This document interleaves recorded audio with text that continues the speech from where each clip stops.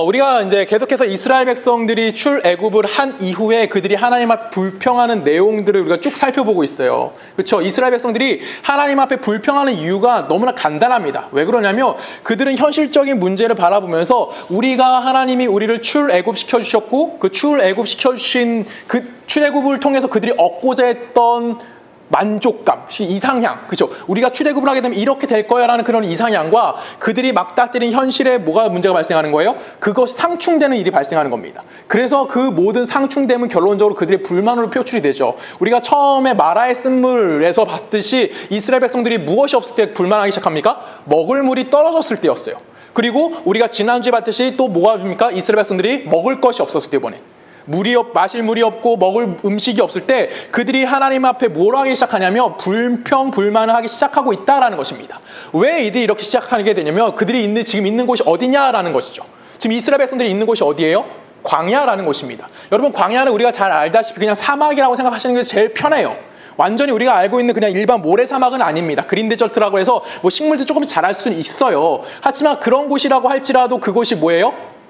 그곳에서 뭐 우리가 이스라엘 백성들이 농사를 지어서 거기서 뭐 농작물을 얻어서 먹을 수 있는 장소도 아닐 뿐만 아니라 그들이 고기를 먹고 싶다고 해서 뭐 목축을 할 수 있는 것도 아닌 것이었어요. 그들은 그냥 끊임없이 그냥 광야 어느 한 지점을 이동하면서 살 수밖에 없는 자들이었고 그 광야라는 것은 이스라엘 백성들이 노력에 의해서 얻어질 수 있는 것이 없는 불모 지역이었다라는 것입니다. 그래서 이스라엘 백성들은 항상 먹을 것이 없어질 때마다 하나님 앞에 뭐라 외치는 겁니까? 불만을 할 수밖에 없게 되어졌다라는 거예요. 그래서 우리가 곰곰이 생각해야 될 문제가 하나 뭐냐면 이런 불평들이 과연 우리들에게는 어떠한 모습으로 나타나느냐에 대해서 고민을 좀 해봐야 할 필요성이 있다는 것입니다.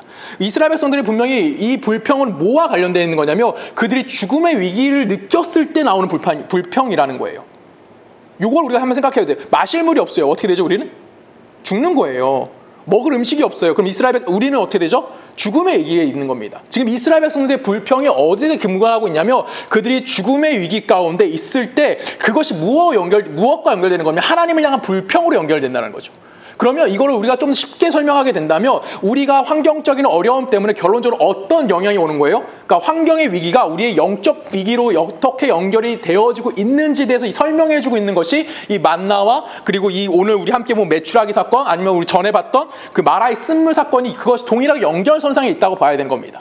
결정적으로 환경적인 문제가 결정적으로 내 삶에 어떤 영향을 주게 되는지 그리고 그 영향을 통해서 내 영적인 문제는 어떤 위기 가운데 빠지게 되는지를 우리에게 보여주고 있는 것이 바로 뭐예요? 이 사건이 우리들에게 보여주고 있는 내용이다라는 것입니다. 여러분 생각해 보십시오. 내가 살기가 힘들어요. 그러면 여러분 살기 힘들어서 어떤 한 위기를 넘어갔습니다. 그러고 또 다른 위기가 찾아옵니다. 그럼 여러분 마음에 어떤 생각이 드십니까? 내가 이렇게 해서 살아도 될까라는 생각을 혹시 하시지 않으십니까요? 제가 무엇이든 물어보살이라는 여러분 프로그램 아실 거예요? 아, 다들 모르나? 나만 유튜브 봐? 알죠? 고마워요. 그렇죠. 그 이수근이랑 그 누구죠? 서장훈이 나와가지고 하는 그거 있죠. 점 봐주는 프로그램. 거기에 투렛증후군이라는 어떤 한 사람이 나옵니다. 저는 그거 보고 되게 많이 슬퍼했었는데 그 투렛증후군이나 나온 사람이 죽고 싶다라는 거예요. 왜 죽고 싶다 그럴까요? 틱장이에요. 그냥 아무 때나 자기가 소리를 지르는 거예요. 몸이 막 덜덜 떨리고 자기가 자기 스스로 조절할 수 없는 거예요. 어느 한순간에 그걸 이겨냈었어요. 근데 또 그것이 닥쳐와요. 이 사람은 자기는 죽고 싶다고 얘기합니다. 왜 그럴까요? 인간은 자기의 한계점이 다다라면은 그것이 과연 내가 어떻게 살아야 되느냐, 내가 이렇게 계속 살아야 되느냐, 이런 난관을 내가 뚫고 굳이 이렇게 어렵게 살아가야 하느냐 라는 그런 의문이 생기기 시작하는 거고 그런 본질적인 문제에 대해서 물어보기 시작하는 겁니다. 우리 그리스도인들도 동일합니다. 내가 고난이 닥쳐오고 내가 어려움이 닥쳐왔을 때 내가 이 신앙을 굳이 유지해야 하느냐라는 그런 생각을 할 때가 너무나 많이 온다는 것이죠. 저를 쉽게 얘기를 들면 제가 결혼을 하고 나서 1년 만에 집사람이 유산을 합니다. 그리고 제가 암에 걸렸어요. 이런 일련의 걸들이 끊임없이 반복이 됐을 때 제가 하나님을 향해서 하나님을 찬양합니다라고 했을까요? 내가 그렇게 신앙이 좋아 보이진 않죠, 여러분. 그렇죠. 저도 하나님을 향해서 저주했고요. 저주까지는 아니에요. 하나님을 향해 불평불만했어요. 저주하는 단계에서 살짝 조금 넘어선 듯한 느낌이 있기 때문에 나 스스로에게. 근데 중요한 건 뭐냐면 나도 하나님께 불평했어요. 하나님 왜요? 왜 또죠? 뭐가죠? 왜요? 이 말을 끊임없이 반복했었어요. 그 이유는 간단합니다. 왜냐하면 내가 생각하고 있는 그리스도인, 내가 하나님을 섬기고 있고 하나님을 믿고 있고 예수 그리스도가 나에게 다가왔고 내가 주신 그 은혜가 무엇인지 아는데 이건 현실적으로 봤을 때 왠지 이것은 내가 생각하는 것과 너무나 다른 모습이라는 거죠. 우리 이런 관점을 가지고 오늘 이스라엘 백성들이 하고 있는 이야기를 좀 고민해 봐야 한다는 겁니다. 이스라엘 백성들이 왜 하나님 앞에 이런 불평할 수밖에 없는지에서 생각을 좀 해봐야 되는 거예요. 이스라엘 잘 생각해 보십시오. 이스라엘 백성들은 애굽에서 종되어 있던 자들입니다. 이 종되었던 자들을 하나님께서 엄청난 은혜를 베푸십니다. 애굽 땅에 10가지 재앙을 내리시고 홍해를 가르십니다. 그리고 그들을 구원해냈다고 하나님 분명히 이야기하세요. 이스라엘 백성들이 이걸 다 경험했던 자들이에요. 하나님의 초월적인 능력과 하나님의 정말 초월성을 완전히 지들의 눈으로 완전히 확인했던 자들이 누구예요? 지금 이스라엘 백성인 거예요. 그럼 이스라엘 백성의 입장에서는 그 하나님이 어떻게 해줘야 되는 거예요? 우리를 이제는 출애굽시켰으니까 이제는 하나님의 은혜와 그 사랑 안에서 어떻게 해야 되는 거예요? 당신이 우리들에게 주고자 하는 그 삶이 어떠한지를 보여주는 삶을 기대했다라는 거죠. 근데 지금 이들은 어디에 있습니까? 광야에 있어요. 하나님이 이들에게 주겠다 약속한 땅은 어딘지 우리는 답은 알고 있어요. 그래서 우리 이스라엘 백성은 이런 불평을 보면서 얘네들은 왜 이렇게 불평할까라고 얘네들을 좀 쉽게 생각할 수도 있긴 합니다. 근데 솔직히 이거를 우리의 것으로 끌어와서 본다면 우리는 이거에 대한 답이 쉽게 내려질 수 없다라는 것을 스스로 알 겁니다. 그렇죠? 우리도 죄의 종되었던 자리에서 예수 그리스도라는 엄청난 은혜를 경험하게 됩니다. 그렇죠? 우리가 아직 죄인 되었을 때 하나님께서 자기 사랑을 우리에게 보여주시기 위해서 누굴 십자가에 달려 죽게 만드시죠?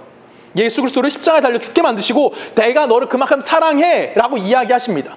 우리는 그 사랑을 경험했고 그 사랑을 통해서 우리는 무엇을 깨닫게 되냐면 하나님의 자녀된 삶이 어떤 삶인지를 우리는 이미 알고 있는 자들이에요. 그리고 그것을 통해서 우리에게 주어진 복이 무엇인지를 이미 알고 있는 자들입니다. 우린 예수 그리스도가 누구인지 아는 자들이고요. 하나님이 어떠한 분인지 알고 있는 거고요. 십자가에서 죽을 수밖에 없었던 죄인을 얼마나 사랑하고 계신지를 충분히 알고 있는 자들이 누구예요? 우리 스스로이라는 거죠. 우리도 이 사실을 다 알아요. 근데 여러분 삶에서 내가 분명히 하나님 나라에 살 것이라는 영생에 대한 개념을 가지고 있고 하나님의 뜻이 무엇인지 알고 있음에도 불구하고 여러분 인생에 질문을 던져보면 여러분 인생 편하십니까? 여러분 인생은 하나님 나라를 살고 계십니까? 여러분 인생은 천국이신가요? 라고 질문 던지면 여기서 아무도 아멘이라고 대답할 자신이 있으십니까? 이때부터 여러분 뭐라고 대답해야 된다고요? 여러분 천국 살고 계십니까? 고마워요. 이제는 잘 나오죠? 이렇게 이제 일반적인 반응이 나와야 되는 시기가 됐어요. 우리는 천국에 살고 있는 건 맞아요. 근데 문제는 뭐냐면 지금 내 삶이 너무 답답하다는 거죠. 내 삶에 문제가 너무 많다라는 거예요. 여러분 돈 문제 자유하십니까? 여러분 건강 자유하십니까? 여러분 직장 문제 편안하세요? 아니면 취업 문제 편안하십니까? 결혼 준비하고 있죠? 편안하십니까? 편안해요. 웃고 있어요. 저 웃음 안에는 엄청난 게 담겨있죠. 저도 항상 웃었어요. 저럴 때. 결혼 준비 잘 되고 있어. 그럼요. 하지만 그 웃음 안에는 항상 모든 행복감이 가득 담겨있는 문제는 이거라는 거죠. 내가 현실을 살아가는데 너무나 많은 문제들이 나에게 넘쳐온다라는 거예요. 그 문제를 직면했을 때 우리는 분명히 예수 그리스도라는 엄청난 분이 신적인 신이 나를 위해 십자가에 달려 돌아가셨다고 그 십자가에 달려 돌아가심을 통해 나에게 주어진 구원이라는 걸 알고 있음에도 불구하고 예수가 나를 위해서 십자가에 달려 돌아가셨다며 그래서 내가 구원받았다며 그러면 내 이런 찌질한 매일 이렇게 반복되는 이런 정말 좀 흐지부지한 삶들 이런 복잡한 삶들, 이런 어려운 삶들, 이런 전전긍긍하면서 끙끙대며 살아갈 수밖에 없는 이런 현실이 우리에게 주어진다는 것이 웃기다는 생각 혹시 안 하십니까? 하나님이 이 세상의 창조주라고 하시는 그 하나님이 나를 위해 십자가에 달려 돌아가셨고 나를 대신해서 죽음을 통해서 나를 구원해내셨다며 그런 그 구원을 경험한 내가 현실적으로 너무나 많은 문제점들 가운데 노출되어 있고 그 노출됨 때문에 현실적인 문제 때문에 너무 힘들어하고 있다는 모습 이것이 지금 이스라엘 백성들이 하나님 앞에 고민하고 불평하고 있는 모습과 전혀 다르지 않다라는 거예요. 이스라엘은 이 문제에 대해서 답을 찾지 못했어요. 그래서 이들은 뭐 했을까요? 이스라엘 모든 역사를 보면 이들은 항상 실패를 합니다. 하나님이 어떠한 분인지 찾아가는 것에서 항상 실패하는 모습이 반복되어져서 등장이 돼요. 우리 그리스도인도 똑같습니다. 하나님이 어떠한 하나님인지에 대해서 정확하게 불분명하게 우리가 제대로 알지 못한다면 선명히 그 하나님이 어떠한 분인지 우리가 제대로 된 개념을 갖지 못한다면 우리 그리스도인들이 허락된 이 삶이 왠지 모를 실패라고만 생각하는 거예요. 그리고 우리는 항상 이렇게 얘기하죠. 아, 내가 신앙생활 열심히 하지 못해서, 내가 하나님을 바르게 살지 못해서, 내가 뭐 하지 못해서 내 신앙은 뭐 했다? 실패했다. 그러면 우리는 평생 실패만 하다 죽는 거예요. 그럼 예수 그리스도가 여러분을 위해 십자가 지신 그 의미는 뭐예요? 그거에 대한 답은 우리가 찾아낼 수가 없다는 것이죠. 오늘 하나님께서는 이스라엘 백성에게 만나와 메추라기를 허락하십니다. 그리고 이 만나와 메추라기를 허락하신 것은 그냥 단순하게 굉장히 재미있는 부분이 있어요. 뭐냐면 단순히 하나님 우리 배고파요, 우리 먹을 게 없어요 라고 했을 때, 그래 하나님 그럼 내가 너에게 만나 줄게 라고 그냥 뭐 도깨비방울 뚝딱 하듯이 뭔가 만나를 뚝 주신 것이 아니라, 하나님께서는 이들에게 무엇에 대해서 이야기하자면 하나님께서는 분명히 자연을 뛰어넘는 몽지물을 초월적인 능력을 그들에게 보여주셨다는 거죠. 그리고 초월적인 능력을 통해서 뭐 하는 거예요? 이 땅에 하나님이 어떠한 분인지를 그들에게 이야기해주고, 이 초월적인 하나님을 통해서 그 하나님의 놀라운 능력을 바라보게 만드신다는 거예요. 이것까지 우리가 다 동의를 할 수 있어요. 그렇지 않습니까? 여기까지 충분히 동의가 되는 거예요. 그런데 그들이 지금 살고 있는 건 어디예요? 광야라는 거죠. 이게 웃긴 거예요. 분명히 잘 생각해 보세요. 하나님이 분명히 매일 아침마다 만나를 공급해 주신다니까요. 하나님이 고기 먹고 싶다 그러면 메추라기 보내주신다니까요.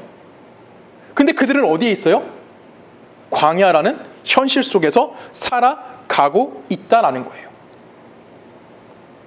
이때 우리가 당연히 의심이 드는 게, 의문점이 드는 게 정상입니다. 왜 그러냐면 우리는 하나님의 능력을 보통 어떻게 생각하냐면 자연과 초월성 두 가지로 하나님의 능력을 나눠 생각을 해요. 그래서 어떻게 보냐면 자연적인 현상은 그냥 자기 스스로가 일어나는 일이라고 생각하는 겁니다. 그렇죠? 아침에 해가 뜨면 저녁에 해는 어떻게 되죠? 지는 거예요. 자연적인 일입니다. 그렇죠? 바람이 불어와요. 자연적인 일입니다. 이건 하나님의 초월성입니까? 아니죠. 우리 이걸 하나님의 초월성이라고 얘기하잖아요. 자연스럽게 이루어지는 일이라고 얘기하고, 이것은 무엇이라고 얘기하냐면 그냥 자연 스스로가 일을 하고 있다라고 생각을 하는 거예요. 근데 갑자기 해가 떠올랐다 거꾸로 가면 어떤 느낌이에요? 이건 초월적인 거죠. 그리고 우리는 이렇게 얘기하죠. 아, 이건 하나님이 뭔가 하셨던 일이구나. 이건 하나님의 엄청난 능력이 담겨 있구나 라고 생각하는 거예요. 그래서 우리는 뭘로 보냐면 하나님의 능력, 하나님의 일하심을 어디로 국한시키는 경우가 많냐면, 우리는 하나님의 일하심을 초월적인 능력, 쉽게 말하면 기적이 일어나는 일, 이런 것으로만 무엇을 갖고 가냐면 하나님의 일하심을 그 안으로 국한시키는 경우가 너무나 많다는 겁니다. 우리가 하나님의 일하심을 이런 영역으로 제한시켜버린다면 우리는 하나님의 일하심에 대해서 이해할 수가 있을까요, 없을까요? 우린 절대 하나님의 일하심이 어떤 건지 정확한 답을 찾아낼 수가 없습니다. 하나님이 어떠한 분인지 우린 머리로는 알지만 내 현실 속에서 하나님이 어떻게 일하시는지는 전혀 발견할 수가 없는 거예요. 왜? 여러분 현실에 기적이 일어나십니까? 일어날 때도 있지만 평상시에 잘 일어나지 않는다라는 거예요. 이런 문제에 대해서 신학자들도 열심히 고민을 합니다. 그래서 이 만나와 메추라기를 가지고 여러 가지 생각들을 많은 신학들이 이야기를 해요. 분명히 만나와 메추라기는 여러분 잘 알다시피 뭡니까? 기적적인 사건이죠. 그렇죠? 아침마다 이스라엘 백성들이 200만 명이나 되는 엄청난 사람들이 먹을 만한 음식이 공급이 이루어진대요. 그렇죠? 이것도 엄청난 사건이에요. 날아가던 새가 갑자기 이스라엘 진영에 떨어진대요. 이것도 엄청난 기적적인 사건이죠. 근데 이것에서 사람들이 고민하기 시작했어요. 뭐냐면 먼저 만나부터 생각해 볼까요? 여러분 만나가 무슨 뜻인지 아십니까? 만나가 무슨 뜻이냐면 창세기, 우리가 읽은 출애굽기 16장 15절에 나오는 얘기예요. 이스라엘 백성들이 만나를 처음에 딱 봐요. 그럼 이게 뭔지 모르잖아요. 이게 뭐지? 라고 쓴 히브리어가 만후라는 히브리어입니다. 근데 이것에서 파생된 단어가 뭐냐면 만나예요. 그 만나는 결론적으로 무슨 뜻이에요? 이게 뭐야? 이 뜻이에요. 이 뜻을 갖고 있는 게 만나예요. 이게 뭐야? 예요, 만나가. 그 만나는 바라보면서 사람들이 고민하기 시작했어요. 이게 뭐야? 라고 던졌고, 이것은 과연 어떻게 만들어진 걸까? 라고 신학자들이 엄청난 고민을 합니다. 그래서 히브리 대학교 식물학과 교수인 보덴하이머라는 교수가 어떤 결론을 내리냐면, 이거는 광야라는 그 사막 지역에 살고 있던 어떠한 곤충이 분비물을 만들어내는 거예요.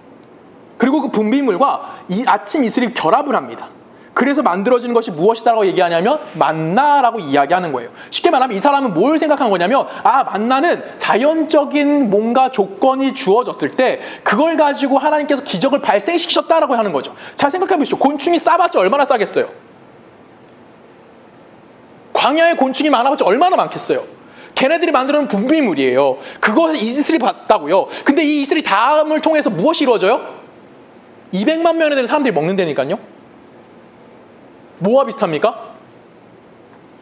물고기 2마리와 보리토 5개로 5,000명에 되는 남자만 5,000명에 되는 사람이 먹었던 오병이어 기적 같은 것이 일어난 것이다. 쉽게 말하면 이런 곤충의 분비물을 가지고 하나님께서 엄청난 기적을 발생시키신 것이다 라고 이야기합니다. 또 메추라기 한번 생각해 볼까요? 메추라기 새예요. 여러분 새예요. 근데 웃긴 건 뭐냐면 이 새가 어디에 떨어지냐면 이스라엘 진영 안에 떨어지는 거예요. 여러분 날아가던 새가 어떻게 떨어지죠? 그 신학자들 이렇게 얘기하는 사람이 있어요. 뭐라고 얘기하냐면 팔레스타인 지역에서, 그러니까 이스라엘 땅에서 애굽으로, 그러니까 아프리카로 날아가던 새 무리가 메추라기 무리가 날아가다가 바람에 부딪혀가지고 갑자기 바람에 부딪혀가지고 이스라엘 진영이 뚝 떨어졌다는 거예요. 바람에 부딪혀 떨어질 수는 있어요, 그렇죠? 근데 굳이 이스라엘 진영 안에 떨어진다니까요. 이건 뭐예요? 기적이죠. 누가 하신 겁니까? 하나님이 하신 거예요. 근데 전제 조건으로 깔려 있는 게 있죠. 뭐예요? 자연적인 현상이 그 먼저 전제 조건으로 깔려 있는 거고 그 위에 무엇이 붙여야 되는 거예요? 하나님의 일하심, 하나님의 역사하심이 그 안에 담겨져 있겠다는 거예요. 이것이 우리가 하나님의 초월성에 대한 문제를 생각할 때 고민해 봐야 되는 문제라는 겁니다. 우리는 단순히 하나님을 뭐로 보느냐면 자연적으로 일어나는 자연과 하나님 이분법적으로 생각함을 통해서 그 놀라운 일이 발생했을 때만 뭘 생각하냐면 이건 하나님이 하셨구나라고 인정한다라는 거죠. 근데 하나님은 그 초월적인 일을 하시기에 앞서 먼저 무엇을 사용하신다고 이야기하는 거예요? 자연적인 것을 먼저 동원하고 계시다라는 겁니다. 그리고 자연적인 걸 가지고 하나님 기적을 발생시키신 하시는 거예요. 그래서 이 하나님의 기적은 분명히 자연을 뭐 하는 겁니까? 자연의 순리를 깨트리는 건 맞아요. 근데 시간적인 문제가 깨지게 되고요. 공간적인 문제가 깨지긴 해요. 자연이 깨지는 거예요. 하나님 기적을 발생함을 통해서 그 자리에선. 그렇잖아요. 생각해봐요. 날아가던 메추라기가 갑자기 뚝 떨어졌다니까요. 자연스러워요? 아니에요? 아니죠. 자연의 공간적인 문제가 깨진 거예요. 근데 이 깨짐을 통해서 우리가 생각할 건 뭐냐면 하나님은 초월적으로 일만 하시는구나 라고 우리가 착각을 한다는 거죠.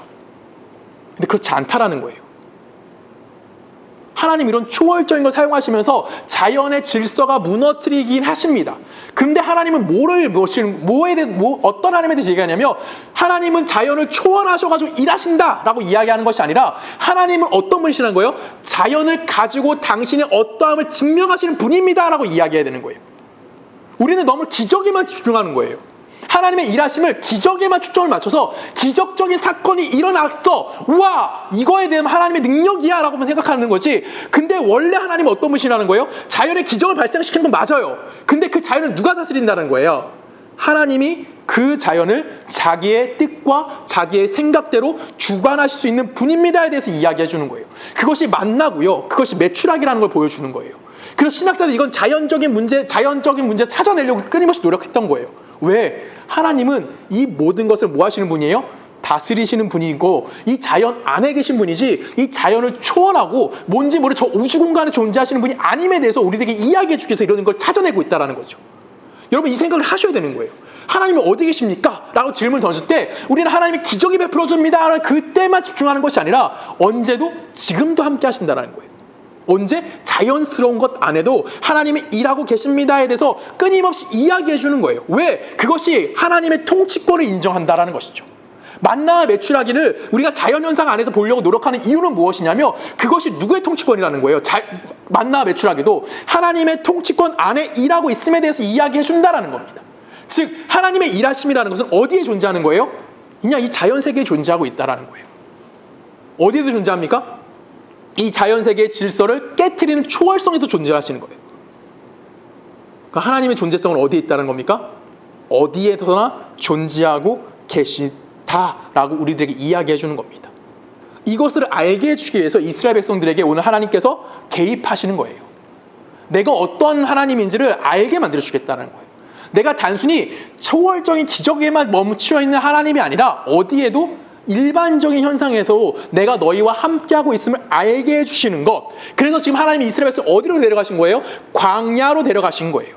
그리고 그 광야에서 하나님 뭘 보여주시는 겁니까? 하나님이 분명히 이스라엘을 초월적인 능력을 통해서 출애굽시키신 건 맞아요. 그들에게 10가지 재앙을 내리시고요. 그들에게 뭘 내리셨습니까? 홍해를 가르시는 엄청난 은혜를 베푸십니다. 이 엄청난 은혜로 함께 하셨던 그 하나님이 지금 어디도 함께 하신다고 얘기하신 거예요? 광야라는 자연 속에서도 내가 너희와 함께하고 있어에 대해서 이야기해주고 있다는 거예요.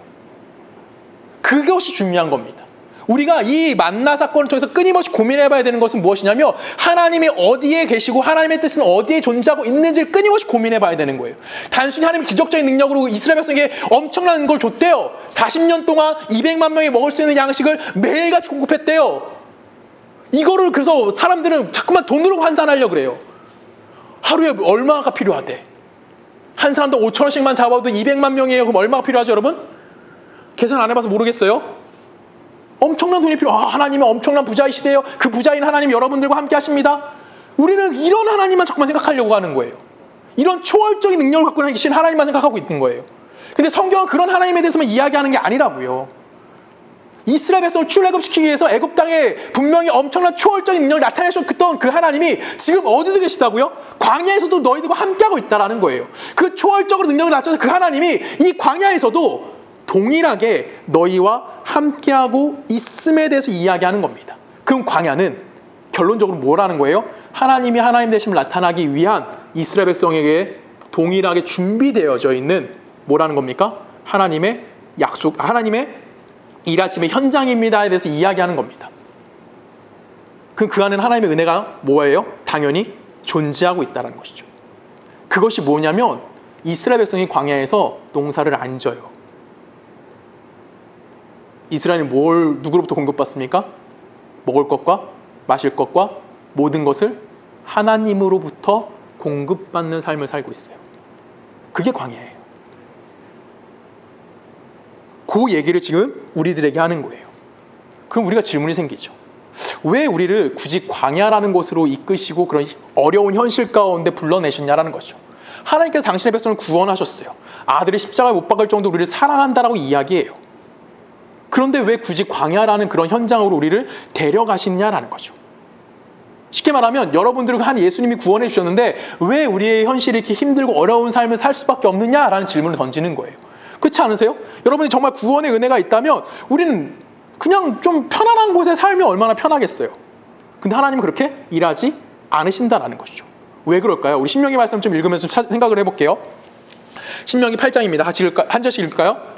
너를 인도하여 그 광대하고 위험한 광야 곧 불뱀과 정갈이 있고 물이 없는 간조한 땅을 지나게 하셨으며 또 너를 위하여 단단한 반석에서 물을 내리셨으며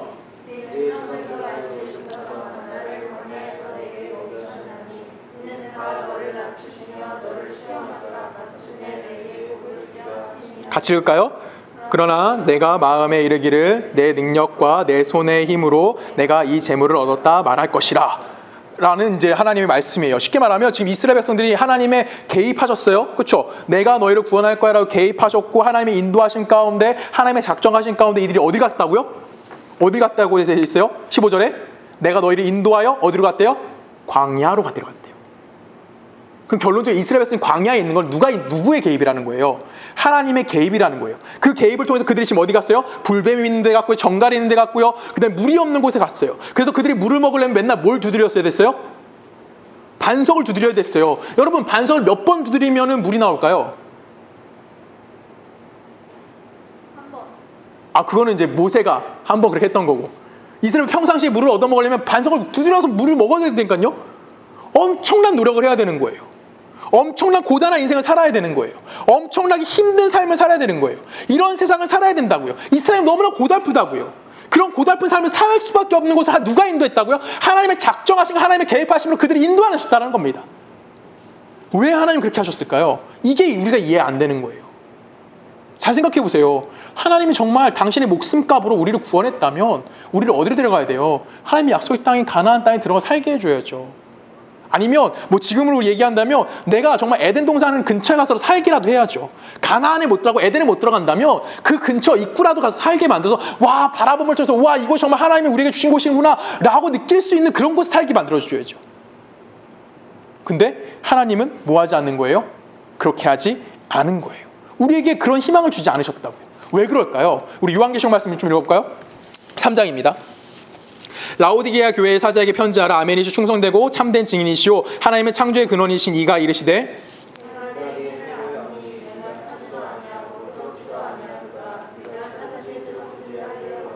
내가 이같이 미지근하여 뜨겁지도 아니하고 차지도 아니하니 내 입에서 너를 토하여 버리리라. 내가 말하기를 나는 부자라 부유하여 부족한 것이 없다.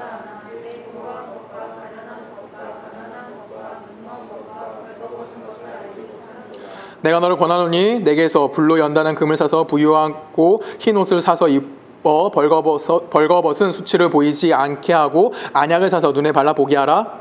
물은 내가 사람들을 상상하여 준비하노니 그러므로 내가 열심을 내라 회개하라. 자, 우리는 이 성경 구절을 읽으면서 가장 먼저 떠오르는 게 뭐예요? 자, 수아야, 가장 먼저 떠오르는 게 어떤 느낌이 떠올라요? 차지도 않고 그죠? 미지근하다. 내가 신앙생활을 뭐 하면 좋겠다? 열심히 해야 되는구나. 그쵸? 하나님이 나 토해버렸대. 이게 미지근하니까 하나님이 뜨겁지도 않고 차지도 않으니까 하고 토해버렸대. 이렇게 생각하는 거예요. 그래서 우리는 어떻게 생각하냐면 내가 하나님께 꾸중 듣지 않기 위해서 뭔지 모를 신앙의 열심을 내걸 통해서 다짐하는 거죠. 내가 열심히 하면 하나님 앞에 뭐 해주실 거야? 나를 뱉지는 않겠구나 라고 생각할 수 있는 거예요. 이 라오디게아 교회를 향해서 하는 예수님의 그 꾸중이에요. 널 뜨거워라, 아니면 너희들 차가워라, 난 미지근한 거 너무 싫어 라고 예수님이 그들에게 이야기하는 거예요. 그래서 우리는 너무나 이거를 소극적으로 생각해요. 어떻게 생각하냐면 내가 하나님 꾸중 듣지 않으려면 뭔지 모르는 신앙의 열심을 가져야 되겠다. 그래서 내가 남을 위해 살아야 되고 내가 봉사도 해야 되고 내가 교회도 다녀야 되고 뭔지 모르는 애매모호한 걸 가지고 내가 하나님 앞에 뭔가 봉사하고 있다라고 이야기한다는 거죠. 그리고 내가 하나님 앞에 열심을 내고 있다라고 이야기하고 싶어 한다는 거예요. 근데 지금 예수님이 이 라오디게아 교회를 향해서 너희들은 신앙의 발전도 하나도 없고 너희들은 신앙적으로 굉장히 미흡하고 너희는 끊임없이 나에게 꾸중을 들을 수밖에 없어 라고 했던 이유가 뭘까요? 그것이 가장 우리가 먼저 생각해야 될 핵심이 뭐냐면 17절이에요. 내가 말하기를 나는 부자라 부유하여 부족한 것이 없다. 이 라오디게아 교회는 부자였어요. 이 땅은 잘 사는 곳이었어요. 이들은 풍요로웠어요. 그랬더니 이들이 뭐하지 않았다라는 거예요. 하나님을 향한 열심을 가지고 있지 않고, 쉽게 말하면 영적 갈급함이 하나도 존재하지 않았다라는 거예요. 먹고 살만하고 편안하니까 이들은 뭔지 모를 갈급함이 없는 거예요. 대충 그냥 신앙생활 하면 되는 거예요. 교회 가서 예배 드리면 되고요. 교회 가서 뭔가 선한 일을 하고요. 내가 이런 일 하고 저런 일 하고요. 다 할 수 있어요. 왜? 갈급함이 없거든요. 하나님이 나에게 채워주셔야 될 필요성이 못 느끼는 거예요. 그래서 뭐만 하는 거예요? 그냥 교회만 가자. 왜? 경제적으로 너무나 여유롭게 살았거든요. 편안함 가운데 누리며 살았거든요. 우리가 흔히 이야기하는 안정된 삶을 살고 있었거든요.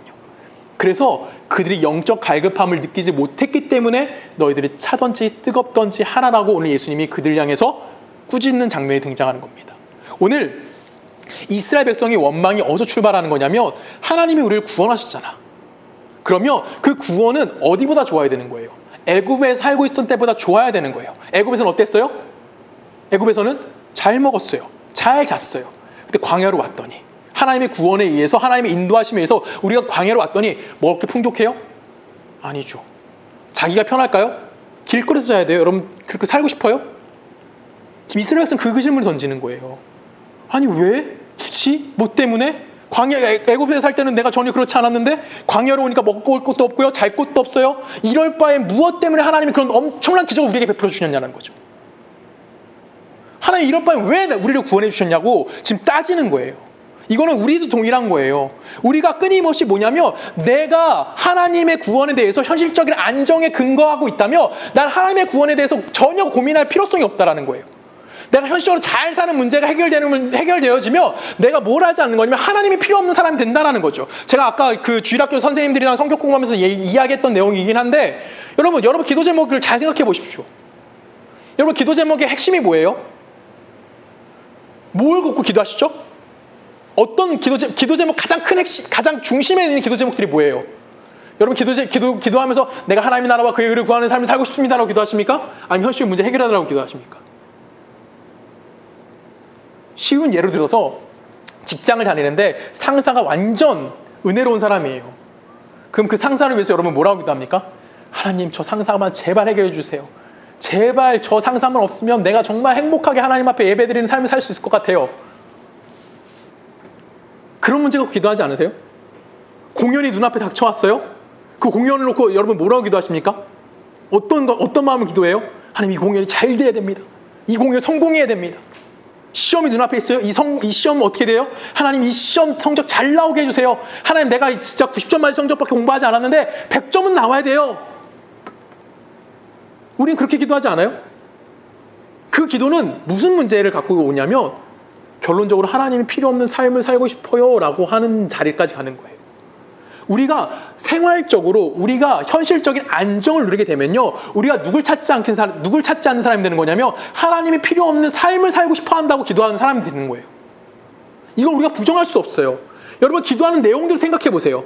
그 기도 안에 담겨있는 의미들을 고민해 보세요. 그 안에 무엇이 담겨있냐면 하나님의 필요 없는 삶을 살고 싶어요라고 하는 기도하고 있는 장면들이 너무나 많다라는 거예요. 하나님, 이것만 해결되면 잘 살 수 있을 것 같아요. 하나님, 나 이것만 해결되면 이 문제만 해결되어진다면, 이것만 끝나면, 이 어려움만 지나가면, 근데 그 어려움이 지나가면 나는 이제 하나님 필요 없는 사람이지 않아요. 엄청 무서운 거예요, 이게. 여러분, 기도할 때 이런 기도가 지금 이스라엘 백성이 하나님을 외치는 말과 동일한 거예요. 하나님이 엄청 능력을 다 구원해 줬잖아요. 그러면 내 삶이 어때야 된다고요? 안정적이어야죠. 언제보다는 구원받기 전보다는 잘 살아야죠. 근데 지금 왜 구원받기 전보다 더 못 사냐고요. 그걸 따지고 있는 거라고요, 우리가. 이스라엘 백성이 그걸 따지고 있다고요. 여러분들도 그걸 따지고 있는 거고요. 나도 그걸 따지고 있는 거예요.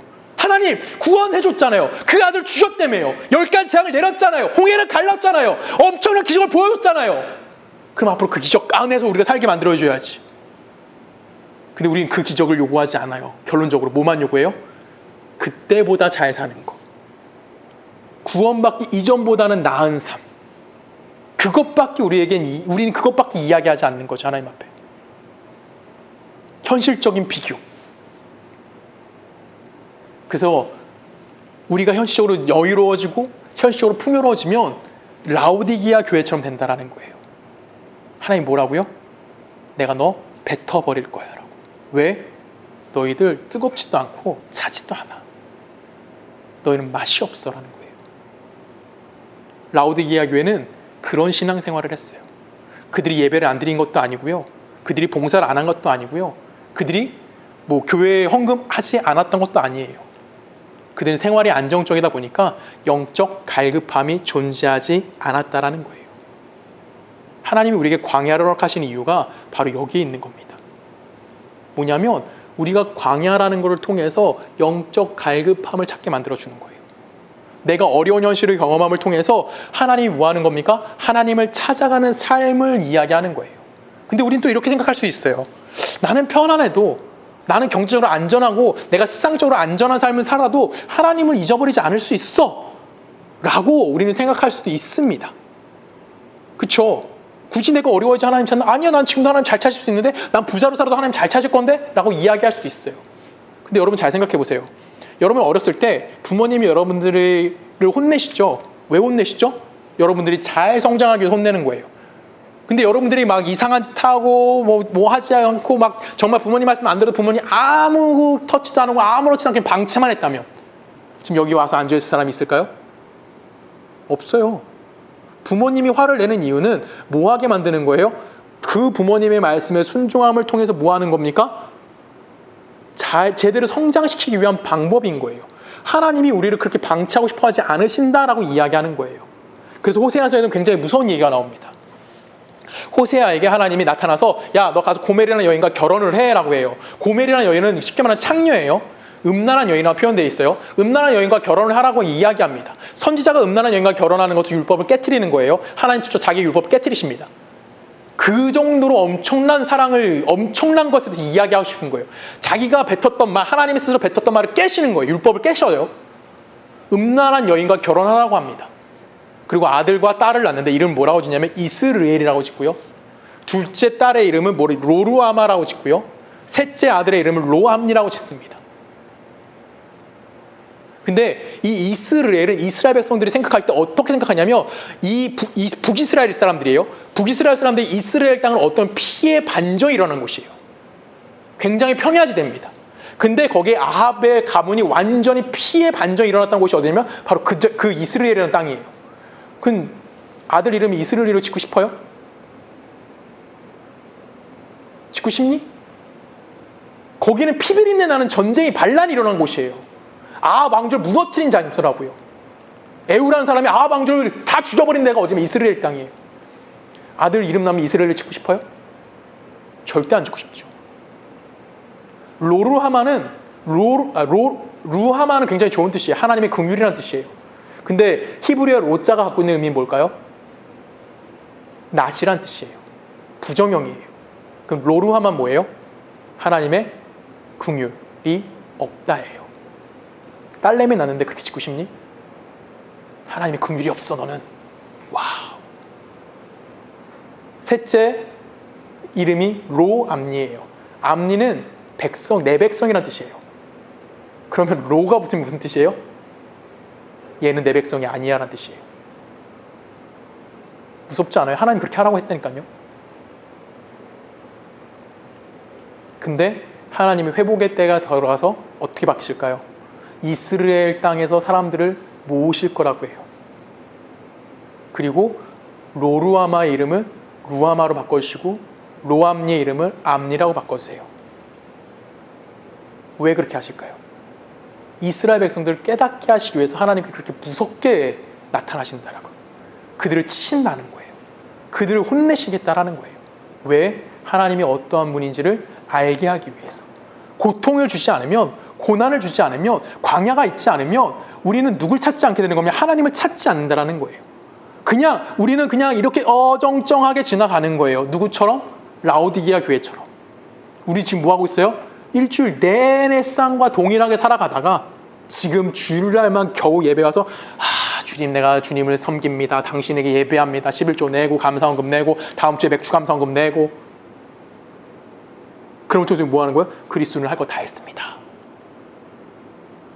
그때 예수님 뭐라고 말씀하신다고요? 에테 내가 너 뱉어버릴 거라고. 그렇게 되지 않게 하기 위해서 하나님은 우리에게 뭘 주시는 겁니까? 현실적인 광야를 허락해 주신다라는 거예요. 이 광야를 허락해 주심을 통해서 하나님이 우리에게 목적하시는 것이 무엇인지를 알게 만들어 주시는 거예요. 하나님이 왜 우리를 이런 곳에 보내셨는지 알게 만드신 거고요. 하나님이 나를 왜 이런 고통 가운데 보내셨는지 알게 만드시는 거예요. 그래서 이것을 통해서 우리는 뭘 깨닫게 되냐면 하나님이 어떻게 일하시는지를 알게 만들어주는 것이 어디냐면 광야라는 곳이에요. 이것에 대해서 야곱에 대해 이렇게 평가합니다. 우리 시편 같이 읽어볼까요? 시편 105편입니다. 그가 또 그 땅에 기근을 들게 하사 그들을 의지하고 있던 양식을 다 끊으셨도다. 그의 발에 착고를 차고 그의 몸에 쇠사슬을 메었으니 하나님이 요셉을 향해서 뭐라고 얘기하십니까? 네 발에 착고가 찼고요 네 몸을 쇠사슬에 메었다라고 얘기해요. 성경에서 가장 억울한 사람을 한 사람 뽑으라고 하면 우리는 요셉을 뽑습니다. 요셉이 잘못한 게 그닥 없어요. 근데 형들한테 미움을 사죠. 그래서 어떻게 돼요? 애굽에 팔려가요. 노예가 된다고요. 갑자기 노예로 살아요. 노예로도 요셉 나쁜 짓 해요? 안 해요. 요셉 열심히 노예스럽게 삽니다. 그랬는데 요셉이 뭐 되죠? 누명을 써요. 그 누명 써 어디 가요? 감옥에 가요. 여기서 질문. 여기서 요셉은 행복했을까요? 하나님이 나를 이렇게 내가 이렇게 막 하나님이 나에게 은혜 베푸시는구나 막 이러고 살았을까요? 요셉은 하나님이 난 하나님 어떤 건지 다 이해해요 이랬을까요? 절대 안 그래요. 우리는 너무 요셉을 예쁘게 포장해가지고 요셉은 그 안에서도 하나님과 동행했다, 하나님이 그와 동행했다라고 얘기하지 요셉이 하나님과 동행했다는 말은 없어요. 그리고 요셉은 뭐하냐면 좌절해요. 감옥에서. 그는 낭망해요. 나중에 술 따르는 관원의 꿈을 해석해주면서 요셉이 외쳤던 말이 뭔지 알아요? 나 좀 기억해주세요. 하나님한테 외친 게 아니라 술 따르는 관원 나가서 살았으니까 내가 당신 꿈 해석해줬으니까 당신 뭐 해달라고? 나 좀 살려달라고. 그게 요셉이에요. 몇 년이 지납니까? 2년이 지나요. 그 2년 동안 요셉은 기록이 성경에 나오질 않아요. 요셉이 2년 동안 뭐 했을까요? 하나님을 찬양하며 살았을까요? 아니요. 좌절했을 거고요. 하나님 앞에 절망했을 겁니다. 그거를 매일같이 반복했을 겁니다. 언제까지? 19절에 뭐라 되어 있어요? 곧 여호와의 말씀이 뭐 할 때까지? 응할 때까지. 하나님의 뜻이 이루어지는 데까지 그를 뭐 하는 거예요? 단련시키시는 거예요. 비참한 현실 속에서 그는 뭐 하는 겁니까? 이 고난을 통해서 하나님의 가시 목적이 무엇인지 알게 만들어주시는 거예요. 그것이 뭡니까? 세상을 구하고요. 하나님이 이 땅 가운데 무언가 대단한 일을 하시기 위해서 요셉을 만드신 것이 아니라 요셉 스스로가 뭐를 만들어주신 거예요? 하나님 말씀이 무엇인지 깨닫게 만들어주신 순간까지라는 거예요. 우린 너무나 요셉이 총리가 됐어요에 집중을 해요. 그래서 요셉이 총리를 만드시기 위해서 하나님 이런 고통을 주셨나 보다. 나도 고통 가운데 총리가 될 거야 라고 이해하는 이런 착각을 한다고요. 근데 요셉이 총리가 되는 것보다 앞서 더 중요한 건 뭐냐면 그가 하나님이 누군지 아는 자리까지 가야 하는 거예요. 요셉이 그래서 뭐 하는 겁니까? 그 하나님의 아는 자리까지 갔을 때 요셉의 입술을 통해서 무엇이 고백되어지냐면 형들 걱정하지 말아요. 내가 여호와 하나님을 경외합니다 라고 얘기합니다. 그리고 당신들보다 나를 앞서 보내신 분이 누구다라고 얘기하는 거예요? 여호와 하나님이다라고 얘기합니다. 창세기 45장 5절에 이렇게 얘기합니다. 당신들이 나를 이곳에 팔았다고 해서 근심하지 마소서, 한탄하지 마소서. 하나님이 생명을 구원하시려고 나를 당신들보다 먼저 보내셨나이다. 요셉이 단련이 된 거예요. 그의 몸에 무엇이 찾았을 때? 착고가 찾이고 쇠사슬이 매여 있을 때 요셉은 이제서야 당신이 하나님이 누군지 끊임없이 갈급하는 삶을 살게 됐다는 거예요. 그리고 하나님 그를 뭐 하신 겁니까? 말씀이 응할 때까지 그를 단련시키신 거예요. 인류를 기근 가운데 구원하시겠다는 그런 놀라운 걸 갖고 계시긴 했지만 그것이 주된 목적이 아니라 요셉이라는 한 사람을 단련시키는 과정 가운데 그냥 기근이라는 것의 문제가 해결되어진 거예요. 우선 1차적으로 누굴 단련한 겁니까? 하나님은 요셉을 단련시키신 거고 그를 하나님의 사람으로 변화시켜 주셨다는 겁니다. 오늘 여러분들에게 주어진 이 현실이라는 고난이 우리는 너무나 세상적으로 이거 빨리 해결되어지고 세상적으로 인정받는 삶을 살고 싶어 하고 있어요. 근데 하나님은 우리는 이 일을 통해서 누굴 깨닫게 만드시는 거예요? 하나님이 우리에게 무엇을 하시고자 하시는지를 깨닫게 만드는 과정 중에 있다는 거예요. 그리고 그 과정 중에서 하나님 뭐 하시는 겁니까? 예수 그리스도를 십자가에 못 박으셨던 거고요. 또한 성령을 우리에게 주셨던 거고요. 그래서 내가 하나님은 나의 구주라고 고백할 수 있게 만들어주시는 거예요. 그것이 무엇을 통해 주어지는 겁니까? 우리가 고난이라는 현실을 통해서 우리에게 주어지는 겁니다. 그리고 그 고난의 현실을 통해서 우리 무엇을 깨닫게 되는 걸까요? 내가 하나님의 형상으로 지음 받은 당신의 백성임을 깨닫게 만들어지는 겁니다. 그 깨달음을 통해서 우리는 이제 내가 하나님을 붙들며 살아야 되겠구나, 내가 하나님의 백성으로 살아야 되겠구나 라고 소극적으로 생각하면 문제가 발생해요.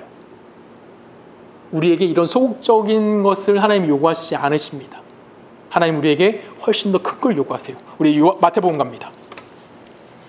마태복음 6장 한 절씩 읽을까요? 그러므로 내가 너에게 이르노니 목숨을 위하여 무엇을 먹을까 무엇을 마실까 몸을 위하여 무엇을 입을까 염려하지 마라. 목숨이 음식보다 중하지 아니하며 몸이 의복보다 중하지 아니하냐?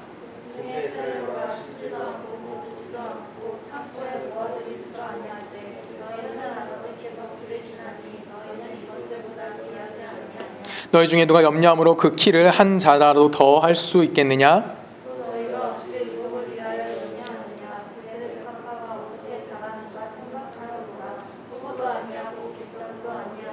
그러나 내가 너희에게 말하노니 솔로몬의 모든 영광으로도 입은 것이 이 꽃 하나만 갖지 못하였느니라.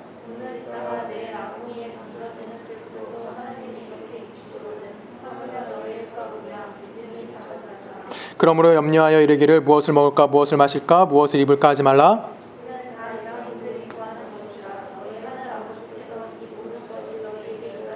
같이 읽을까요? 그런즉 너희는 먼저 그의 나라와 그의 의를 구하라. 그리하면 이 모든 것을 너희에게 더하시리라. 아멘. 우리의 싸움이 이거라는 겁니다. 지금 하나님께서 너는 너의 생명을 연장하는 문제에 뭐 하지 말라는 거예요? 신경 쓰지 말라는 거예요. 생명은 누구 손에 달렸다고 얘기하는 겁니까? 하나님 손에 있다라고 얘기하는 거고요. 하나님께서 지으신 생명은 하나님이 결정으로 지으신다는 거예요. 드래핀 풀을 봐봐, 백합화를 봐봐, 공중에 나는 새를 봐봐. 이 모든 것들 다 누구 손에 달려있다? 하나님 손에 달려있다라고 얘기하는 거예요. 그래서 우리에게 뭐만 요구하시는 겁니까? 너희는 먼저 그의 나라와 그의 의를 구하라고 이해하는 거예요. 내가 먹고 살기 위해서 고민하지 말고 먼저 뭐 하라고요? 하나님의 나라와 하나님의 의가 무엇인지를 그걸 구하는 싸움을 끊임없이 하는 삶을 살라라고 얘기하는 거예요. 그것이 우리가 어디로 보내주는 거냐면 광야라는 오늘의 현실 속에 우리를 보내주시는 거예요. 우리가 예수 그리스도를 말미암아 이미 하나님의 엄청난 은혜가 우리에게 부어졌어요. 그것을 우리는 뭐라고 얘기하냐면 그건 구원이라고 얘기하는 거고 그 구원의 여정이 시작이 되어져 있는 상태인 거예요. 그 시작되는 구원의 여정 속에서 우리는 하나님의 구원의 완성되는 자리까지 가야 되는 거죠. 그 완성되는 자리까지 가는 과정 중에 우리는 어디 안에 있는 거예요? 오늘이라는 현실을 살아가야 되는 거예요. 이 현실 속에서 우리는 무엇을 구하는 삶을 사는 거냐면 인간적인 요구하는 것과 인간적인 삶과 아니면 내 생명을 유지하기 위해서 뭔가 노력하는 삶을 살아가는 것이 아니라 누굴 구하는 삶? 하나님을 구하는 삶. 하나님의 나라를 구하는 삶. 하나님의 뜻을 구하는 삶. 하나님이 우리에게 요구하는 삶의 목적을 구하는 삶.